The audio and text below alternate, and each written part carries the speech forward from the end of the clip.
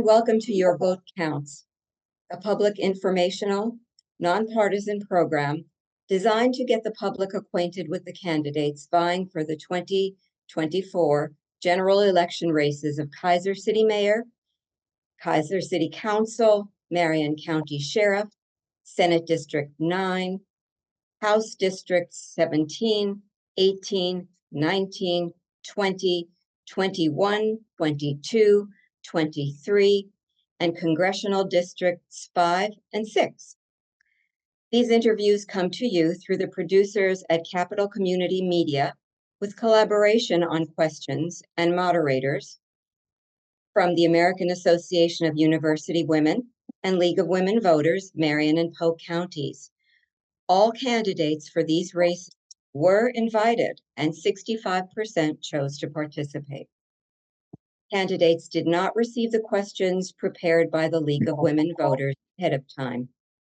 Candidates were invited to prepare a 2-minute opening, addressing their background and qualifications for the office, and 2-minute closing remarks. I'm Cindy Schnell from the League of Women Voters of Marion and Polk counties, and I would like to introduce Karyssa Dow, who is running for House District 18. Candidate Dow, welcome, and we look forward to your opening remarks. Go right ahead. Hi, my name is Karyssa Dow. I live in Silverton, Oregon. I own a salon here in town, and I have a daughter in the middle school. I originally grew up in Walla Walla, Washington. I spent my youth riding horses in 4-H.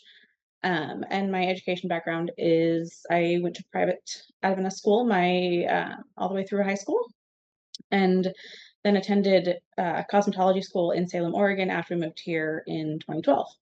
I opened my first salon in 2019 in downtown Salem, actually. And then when the pandemic hit, my husband was a long haul truck driver, and I had a feeling that kids weren't going back to school in the fall, so I had to close that one and opened my salon out in Silverton because it's half a mile away from my house. And having a 9-year-old daughter at the time, that was what we had to do. I have been on the Silverton Food Co-op board for the last 3 years. I've been the president for the last year. And I've been on the Silverton Affordable Housing Task Force for 2.5 years now. The reason that I'm running for state representative, is that my opponent was not running against anybody, and fundamentally, I believe that nobody should run unopposed. And our schools out in our district are not doing well. Schools around the state had budget issues at the end of the year, and I really would like the opportunity, since I have a daughter in school, to make sure that our schools are fully funded. And I think the best way for me to do that is in the state legislature. And then as somebody who is a renter and doesn't own a home, I think that my voice is necessary and unique when the affordable housing conversation comes up in the legislature. And we know Oregon, we need more housing. So thank you for having me today. I appreciate the opportunity.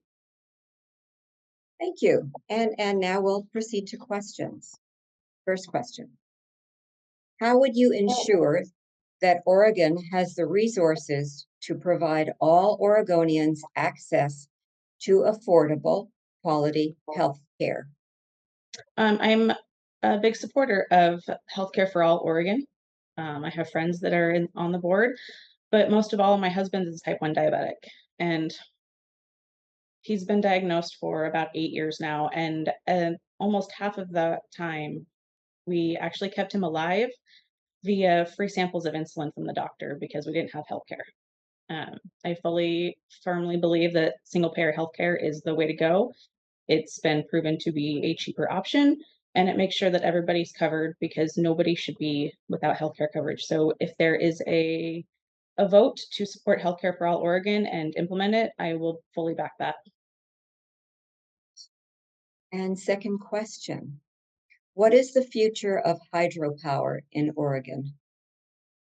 Ooh, I don't know that I have a great answer for that one. I don't know a lot about hydropower. Okay, we can proceed to the next question. Let's see.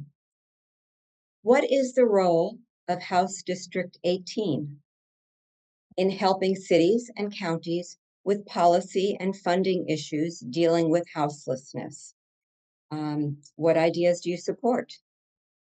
On the Affordable Housing Task Force in Silverton, we actually just we are currently working on an ADU program where we have preset plans for homeowners that they can pick from if they would like, that are already pre-approved by the city, so that lowers the cost of homeowners to start the building process.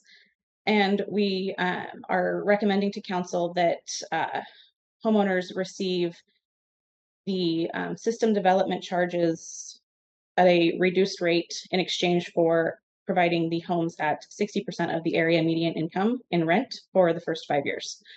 Uh, I think that that's a great option. I know several people that are actually county residents just outside of Silverton that would love the opportunity to do the same on their property for family members, and they actually cannot because of county zoning issues. And so I think that taking the same model to the legislature and county commissioners from HD 18 in Marion County, I think that would be a really good start to increasing access to affordable housing.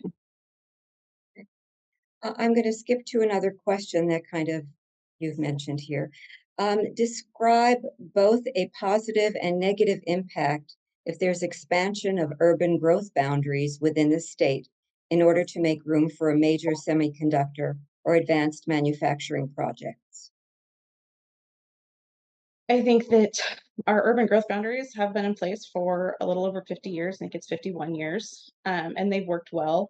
And there is still plenty of acreage within the current growth boundaries to expand building projects. And I would prefer to see all of that taken up before we expand urban growth boundaries, because that is so important to protecting our farmland, which is a huge driver of the Oregon economy. And once we develop that farmland, it is gone for generations, if not hundreds of years. Um, and with climate change, we need as much forest and farmland as possible to sequester as much carbon as we have. So I would prefer to see that before our urban growth boundaries are expanded too much, that we develop any land that is undeveloped already within the current urban growth boundary. And I would also like to see the urban growth boundaries be respected and not let cities and municipalities just make their own decisions. I think that they should still need to go through the proper channels that have been there for 50 years. The Oregon Department of Environmental Quality, the Oregon Department of Agriculture, Oregon Water Resources Department, and the Oregon Health Authority released an 8-year nitrate reduction plan that outlines how each state agency will work to lower nitrate levels in Eastern Oregon. What does that mean for coastal and valley areas?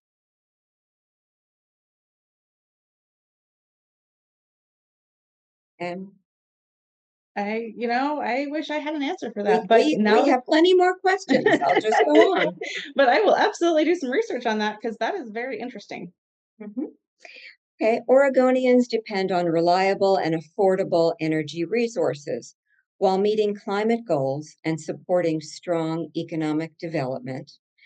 Oh, that's period there. How will Oregon meet our state's growing need for electricity while addressing competing priorities between energy producers and energy distributors in urban and rural areas? I mean, I'm a big fan of solar, but I'm also not a big fan of solar farms. Um, Between Silverton and Malala, which are both in my district, I think there are two solar farms that take up a lot of farmland. I would love to see solar added in places that are already paved or developed instead of taking up our farmland. There is lots of downtown parking in Salem that could have solar panels added to the top. It would increase shade for the cars and it would provide added electricity via solar. Um, Also, I think that we could invest in rebates or tax incentives for homeowners to add solar panels to their homes above and beyond what's already available. Um, and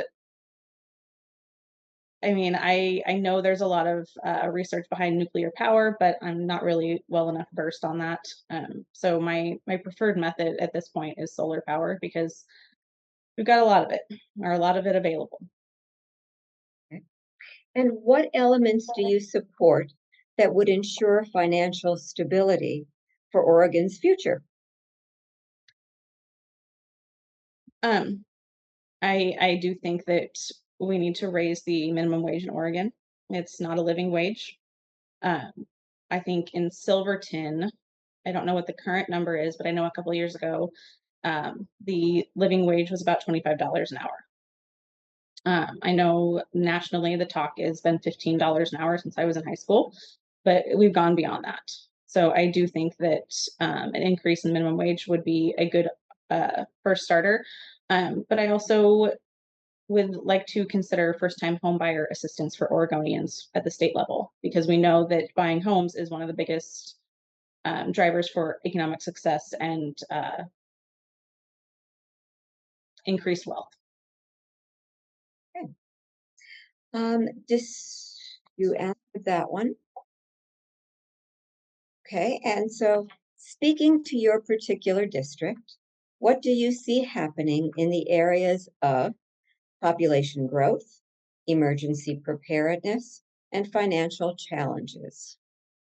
Um, Population growth. I do on the Affordable Housing Task Force, and in my salon, I have a lot of people that actually do complain about increased growth in Silverton. But what I like to tell them is that it has to happen. We have a housing shortage, and the state has made rules that we have to follow.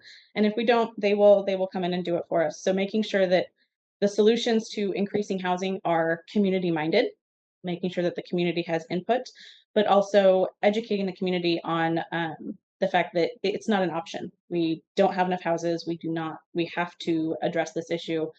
And compromise is the name of the game, and you're never going to ever make every single person happy. As far as emergency management, there's a lot of money federally. So making sure as state representative that I am reaching out and connecting with those federal level resources and bringing them back to my community because I do think that rural communities were a little bit unique, um, but we know how to take care of each other. We had a historic ice storm in Silverton that left some of my neighbors without power for a week, 2 weeks in 2021. And my husband and I took the entire week off of work and cooked free meals for the entire community. And I had friends that they helped deliver to people that couldn't get out of their driveways. So rural communities, we know how to take care of ourselves, but we just need the monetary resources. And so making sure as state representative that I am connecting the communities in my district with money available is probably the best way to make sure that we have emergency preparedness plans in effect. Right. Mm. Did you want to say anything in addition about financial challenges? Um, You know, I knew there was a part of that that I forgot. Sorry, I lost my you're train of doing thought. fine. That's a lot. It's a lot. As far as financial resources, I know Silverton in particular, actually, for in the housing area, Marion County actually pays less for housing vouchers in Silverton versus Mount Angel, which is significantly more expensive in Silverton. So I think working with the county to make sure that our housing vouchers are matching the rest of the state, and then just again making sure that I'm working with the city officials in my district and the cities around the district because it's a big district to make sure that they are connecting with all of the available resources at the state and federal levels that they can be. Okay. And so we are at the point where candidate Dow, you are invited to share your 2-minute closing comments about your goals for the office, if elected, or other remarks you wish to share. Please also share your contact information so the public can reach out to you. So thank you, League of Women Voters, for your time. I'm going to do the contact information first. My website is karyssa4oregon.com. And my email address is Karyssa@KaryssaForOregon.com, and that comes directly to my personal email inbox. So if voters want to reach me there, um, I I don't have a lot of experience in the political arena, but I think it's time for change, leadership change at the district level in our district. And as somebody who is from the Northwest, always lived in rural areas, I do have a pretty unique and well defined understanding of what rural areas need and how to connect with the communities in our areas. So I hope that um, people will give me the chance in the state legislature. And my biggest goals are to fully fund our schools in Oregon, work on affordable housing, make sure that we are always protecting the rights of workers to organize and fight for reproductive freedom, because we know at the federal level what could happen. And even though Oregon enshrines that in our Constitution, things that happen federally can overturn that at any moment. So, as somebody that will always fight for those rights, I hope that I am given the opportunity in November to make some changes in our district.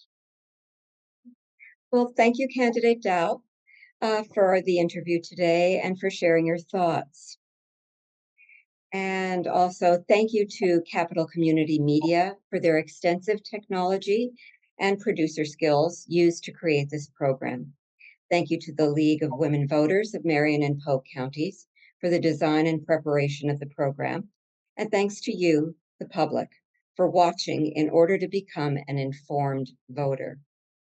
For more local, state, and national voter information on candidates and ballot issues, visit vote411.org after September 30th, when candidate data is posted. You have until October 15th to register to vote or to make changes to your registration. Ballots go out October 16th and will be accepted and counted if postmarked before or on November 5th. Elections matter. Remember to vote because your vote counts.